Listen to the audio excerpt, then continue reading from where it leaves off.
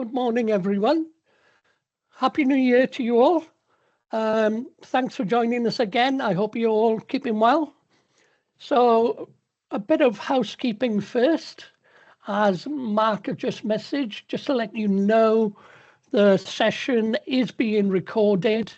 So the marketing team will send you links after the webinar in the next few days. And also any questions, we've got a lot to cover today. So if there's any questions, just drop them in the chat window and we'll try and get them at the end of the session. Okay, today I'm going to be looking at governance and data protection and how Purview can help you. As I said, we got a lot to cover, so we better get going. Okay, I suppose the obvious question is, what is Purview? So let's first of all consider what the Microsoft 365 suite is. It's made up of productivity, which is Office, Word, Excel, PowerPoint.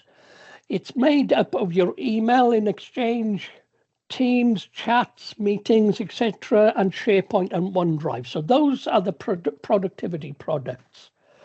Then there's security products, which is everything in the Defender suite and Entra Premium. But what we haven't covered that much in our previous meetings is Purview, which covers compliance and governance of data. Now, Defender is made up of a suite of products like Defender for Endpoint, Defender for Office 365, Entra Premium, but it's also complemented by things like Sentinel in Azure that integrates with external tools like your firewalls, etc., to bring information together. Similarly, Purview is a set of tools in Microsoft 365, but it is complemented by tools in Azure for you to be able to carry out Purview functionality outside of Microsoft 365. And these would be tools like Data Map and Catalog that you need to get within Azure. Now, if you think of Defender, think of it as a security guard at the perimeter of your network. It protects your emails, protects your endpoints and your network from malware, antivirus, spam, and bad actors such as hackers. So Defender is there as a security guard protecting everything. You can then think of Purview as a policeman, making sure your data is protected, but it also checks that it complies with the law and the rules that are in place, keeping everything orderly. Not the best of analogies, but it tries to give you a comparison with the difference between Purview and Defender.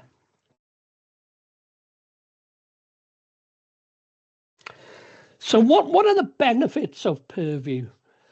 The benefits of Purview is to keep your data safe and compliant. It allows you to classify your data. It gives you access so that appropriate staff get access to different classes of data and to avoid sharing of this data. It ensures data is only kept for as long as it is needed and that you are given visibility into this data. So it helps you keep your data safe and up to date and relevant. This helps with regulatory requirements such as GDPR, but importantly, these days, it makes sure that your data is in a place where it gives optimal results for Copilot and AI in general. I can't get away with not mentioning Copilot these days. It fits into everything, really. The tools broadly fit into 3 buckets: data security, data compliance, and data governance. Most of the data security and data compliance are covered by your A3 and A5 suites. A lot of data governance is not included in your licenses. It's part of the Azure pay-as-you-go, which is on top of what you have already.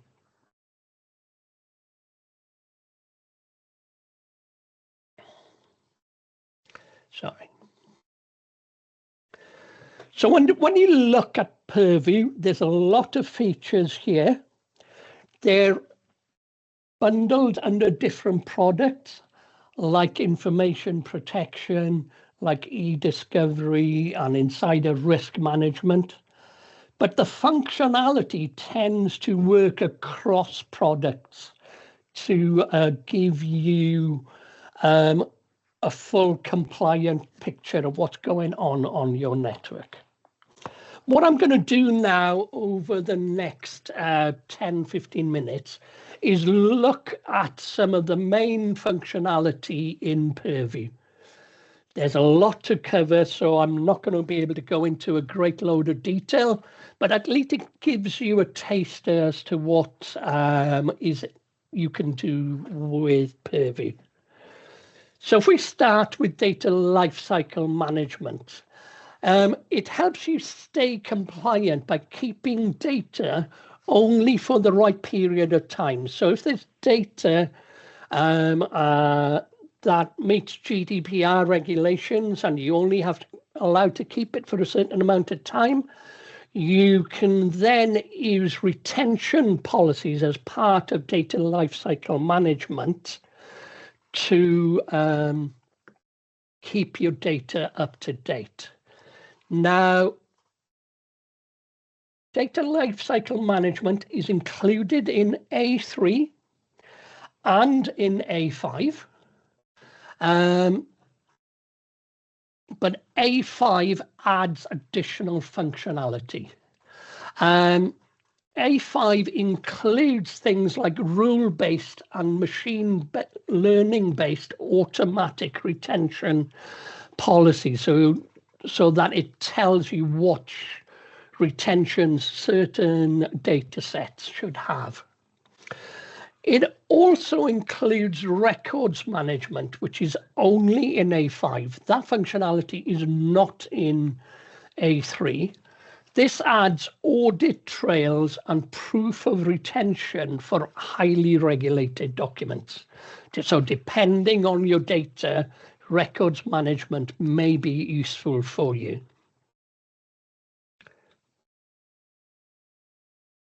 Then there's information protection. This helps you to find data, classify it and label it, and protect any sensitive information you have. It is included in A3 with more functionality in A5 again. In A3, you can manually set sensitivity labels. So you'd set your own sensitivity labels like personal, confidential, a project name. You have control of these labels. And then you work with data loss protection policies to set rules on what can and can't be done with these specific sensitivity labels. A5 adds things like auto-labeling, and it works across SharePoint, OneDrive, Exchange, and Teams.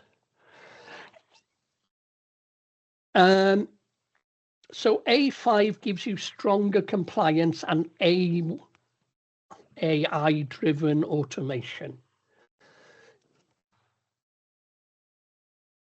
Okay, I mentioned data loss prevention. So data loss prevention helps stop sensitive information being shared with the wrong people. accidentally or on purpose. It works so you identify sensitive information in emails, documents, Teams chat, SharePoints, and even on endpoints.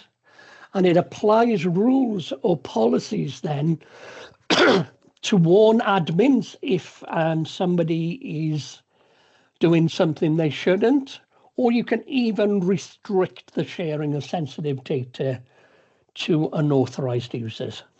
It works alongside other technologies, such as sensitivity labels, which I mentioned. And again, it's useful for protecting against accidental or malicious sharing of data. It's in A3 and A5, but A5 adds the ability to have endpoint DLP policies. And again, it adds AI automations to help you with your day-to-day work.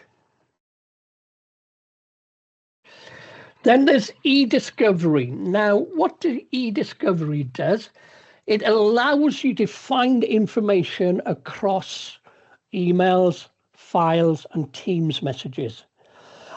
Useful for HR requests or regulatory requests if you need to provide information that is being held in Office 365 for as I said, regulatory purposes, or even if you're looking at things like bullying or whatever, where you need to keep track of what's going on. Not only does it provide a tool for you to search for this information, but it also provides you with legal holds. So if you're investigating, say, a bullying case, you can actually put what's called legal hold in place. That will stop the end user won't know you're investigating them, but it also means you can put legal hold in place, which avoids losing evidence because it doesn't delete information. And then you can export that information so that you've got hard evidence for what you're looking at. Auditing then similarly provides information about what's going on your network. And it provides you with logs of actions taken by users, what files they're accessing, when did they log on. But it also records things like admin changes in case there's a configuration change taking place that may cause issues, for instance. So eDiscovery and auditing both help with security investigations and compliance reporting. Basic information is in both A3 and A5. A5 adds features like advanced case management, and it gives you longer audit retention if needed as well.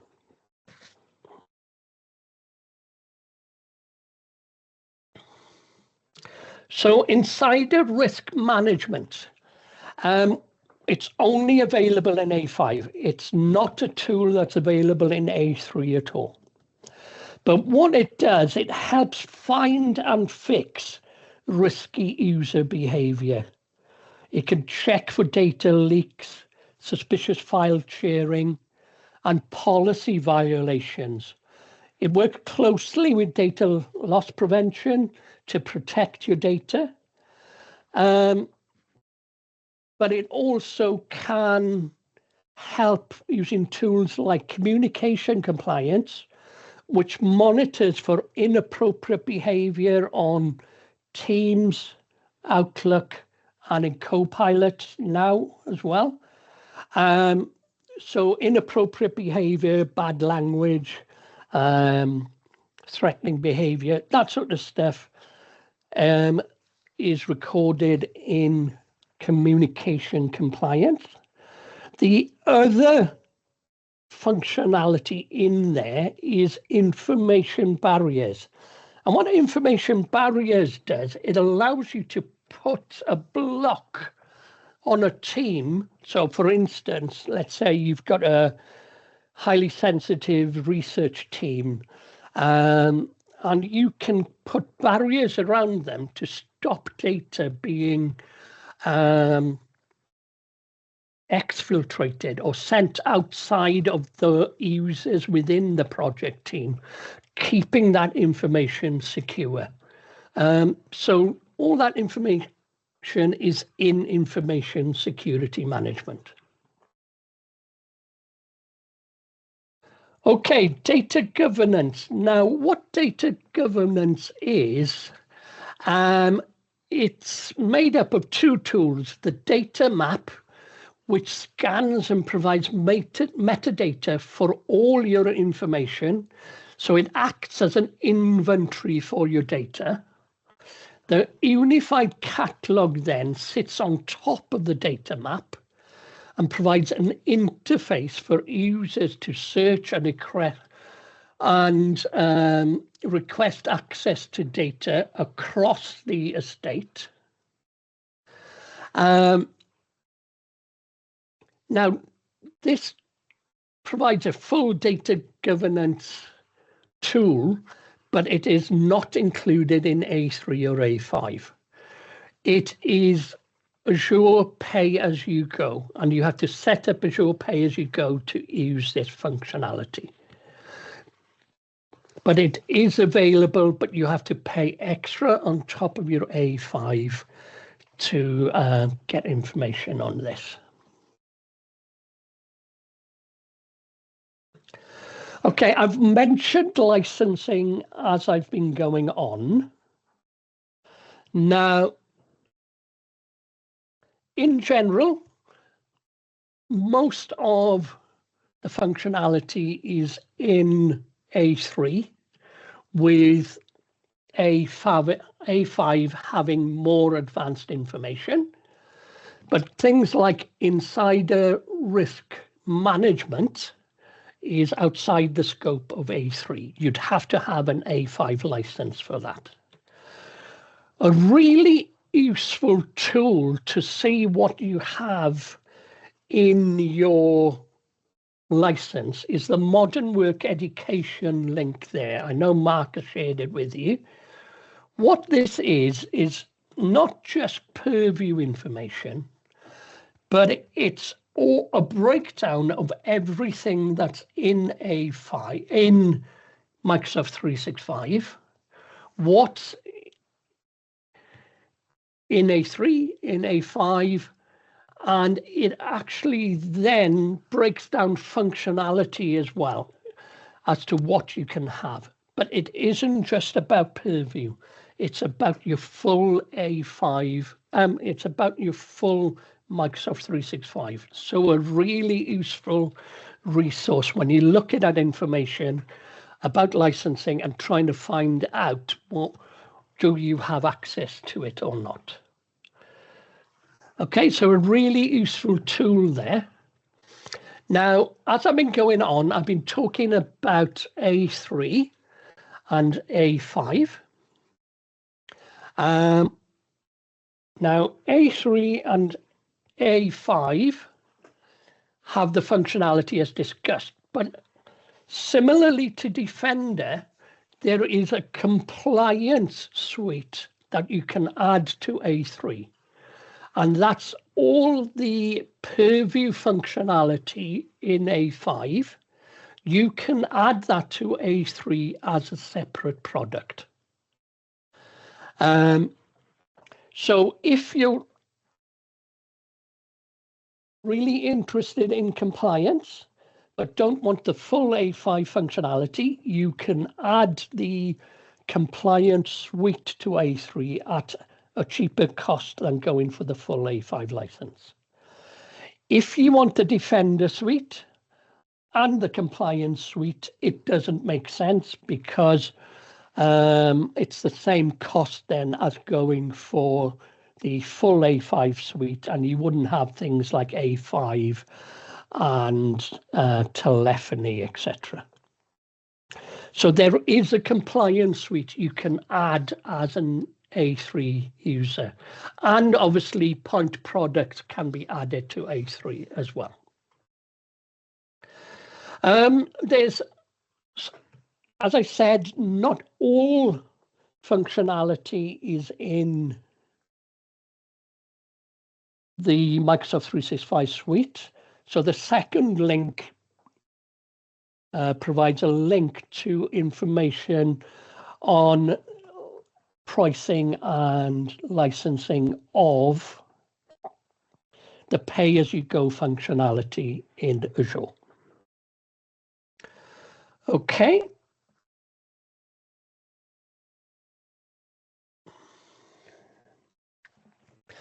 Now, Priva. I'm going to quickly finish off by looking at Priva. Now, Priva is not part of Purview, but it complements the functionality of Purview. It is made up of 2 licensed products. So you have subject rights request. So if you've had a rights request for information you hold on an user, subject rights request provides additional functionality for gathering all that information together. It is licensed per request. So if you want, you can buy it as and when you need it, or you can buy 10 or whatever, depending on the type of or number of requests you tend to have. Priva Privacy Risk Management then is a tool for looking across your Microsoft 365, and it provides insights into PII information or personal identifiable information in your tenancy. So 2 separate products that can be used with Purview if you want, but they're purchased separately. Now, that's been a whirlwind tour of Purview, and I've had to rush through it to try and get it all in. But if you need more information, speak to your account managers and see, in terms of what you've got or what else you need. Speak to your account managers and they'll be able to help you with this. But a lot of it is included in your subscriptions already. Okay, I'm going to end there. I'm going to pass you on to Mark, who's going to cover some events we've got coming in the next month or so. Perfect. Thanks, Avion. Yeah, we got loads of stuff coming up. So just to go over these all quickly. First of all, the next Microsoft webinar. So that will be the 18th of Feb. There's a link to register for that in the chat. So I've dropped all the links in. There is quite a lot there. So we'll make sure to follow up after the webinar as well with all the links. But the registration for the next webinar is open. There'll be more details coming soon on that. Couple of in-person events coming up pretty soon. So BET is next week. So we'll be at that between the 21st and the 22nd of January. So if you are heading to that, please do get in touch. There should be links to register for the event itself. And then if you just let us know if you are going, it'd be great to catch up there. And the same for ISE then in Barcelona. So that's coming up early February. So we'll be there as well. That's a conference around audiovisual. So interactive boards, meeting space equipment, hybrid learning, those kind of setups. We'll be there for that. So please do let us know if you are planning to go there. A couple of our own events coming up then. So if anyone came last year, so there is a Wales Week London, which actually spreads over 2 weeks, but we will be running 2 events on the 25th and the 26th of February.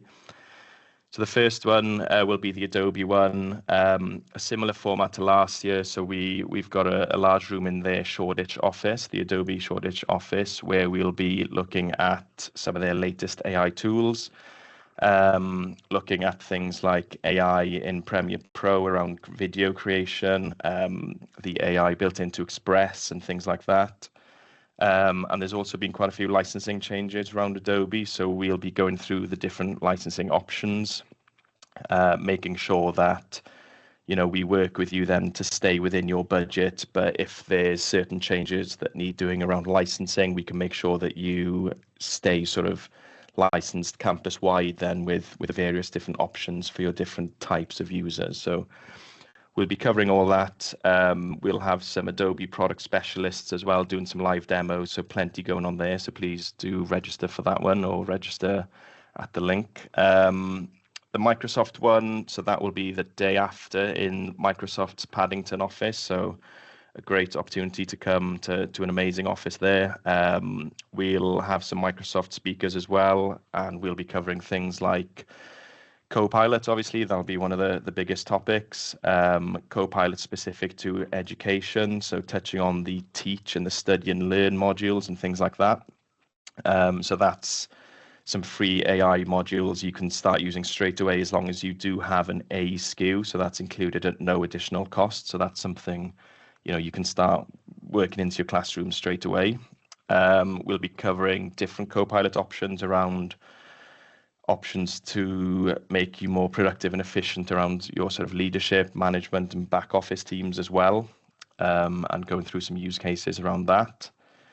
Agents will be another topic, so looking at some sort of pre-built agents you can be using straight away, looking at how you can sort of start thinking about developing your own agents, and also the important thing around sort of costing and how you can set them up to make sure that costs don't sort of spiral out of control and when your users interact with those agents then. So all that will be covered. We'll also have some quick licensing updates as well, and we'll be covering sort of the Copilot AI services that we can offer you as well, so how we can help you adopt and get trained in using Copilot AI. So plenty to cover there. There are 2 links. The spaces are limited for those 2, so please do register your interest straight away, and then we'll try and fit as many as you as possible into those events then. And just a quick mention, so we are at WCVA's Gofod Tree conference in Cardiff City Stadium in June. If there are any Welsh not-for-profits organisations there, so we'll be exhibiting at that, and also the National Eisteddfod coming up in August, just outside Cardigan. So if there's any Welsh organisations or anyone can come to that really, but we are looking to exhibit there as well. So just sort of save the dates for those. And there is a link right at the bottom for all our events. So if you want any more details, please just go on there. So that covers everything there. Like I said, there is a lot of stuff coming up, and we'll follow up with all that information as well in the emails. So don't worry if you can't access all the links straight away. Right, so I think there has been one question come up, but while I just go on to that, I'm just going to launch the poll quickly. We have got a very short poll, 2 quick questions, basically just to see how useful today was, but also to see what sort of topics you want covered in upcoming webinars as well then. So that should launch right now.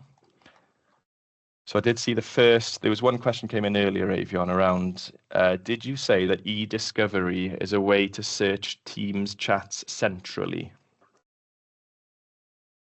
Right. So eDiscovery as a tool is used for searching across the whole of Office 365.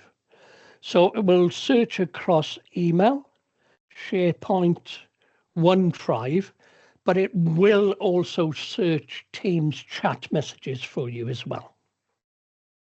Okay, I hope that answers the question. It does search Teams chats messages if you want. Yeah, perfect. Thank you, Avion. Yeah, that seems to have done the job. Yeah, all good. I think that was the only question I saw pop up during the session, but if anyone has got any more, please post them in the chat, or if you want to follow up afterwards, that's fine as well. And just so you know, you can place legal holds on Teams chats as well. thanks a lot for attending, all of you. Great turnout as always. Much appreciated. If you've got any questions, just get in touch with your account managers and we can see how we can help. And yeah, hope to see you next month. Bye for now. Thanks.